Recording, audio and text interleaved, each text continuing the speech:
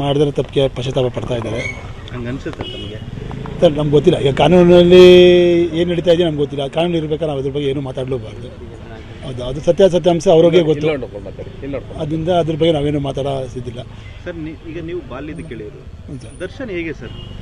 Sir, ಅದನ್ನು sir ಕೋಪ ಇದೆ, ಎಲ್ಲರಿಗೂ ಇದೆ, ನಮಗೂ ಇದೆ ಕೋಪ.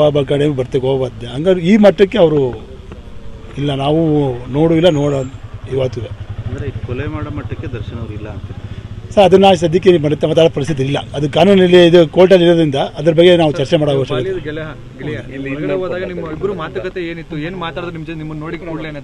ನೋಡಾಗ ಏನು ಧೈರ್ಯವಾಗಿ ಏನು ಧೈರ್ಯವಾಗಿರಿ, ಏನು ಆಗಿದ್ದಾಗೋಗ್ಬಿಟ್ಟಿದೆ ಹಣೆ ಬರ ಅಂತ ಅಂದರು. ಅದು ಒಂದು ಸ್ವಲ್ಪ ಇಂಡಸ್ಟ್ರಿ ಬಗ್ಗೆ ಕೇಳಿದ್ರು, ಸಿನಿಮಾಗಳು ಹೆಂಗೆ ನಡೀತಾ ಇದೆ, ಏನು ಕತೆ, ಇಂಡಸ್ಟ್ರಿ ಹೇಗಿದೆ ಅಂತ. ಇಂಡಸ್ಟ್ರಿ ಬಗ್ಗೆ ಒಳ್ಳು ಇಂಡಸ್ಟ್ರಿ ಬಗ್ಗೆನೇ ಕೇಳಿದ್ರು ಅವರು, ಹೆಂಗಿದೆ, ಏನು ನಡೀತಾ ಇದೆ, ಯಾವ ಸಿನಿಮಾ ರಿಲೀಸ್ ಆಗ್ತಾಯಿದೆ ಅಂತ ಕೇಳಿದ್ರು.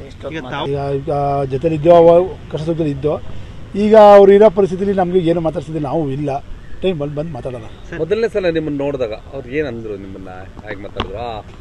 ಒಂದಷ್ಟು ನೋವಂತೂ ಇರುತ್ತೆ. ನಿಮ್ಮನ್ನು ನೋಡಿದ ತಕ್ಷಣ ಏನಂದ್ರು ಅವರು? ಏನಂದರೆ ನಾವು ಅವತ್ತಿಂದ ನೋಡ್ತಿರೋದು, ಅವ್ರ ಮನಸ್ಸಲ್ಲಿ ಎಷ್ಟೇ ನೋವಲ್ಲಿದ್ರೂ ತೋರಿಸ್ಕೊಳಕ್ಕಿಲ್ಲ, ನಗ್ನಗ್ತಾನೆ ಇರ್ತಾರೆ ಅವರು.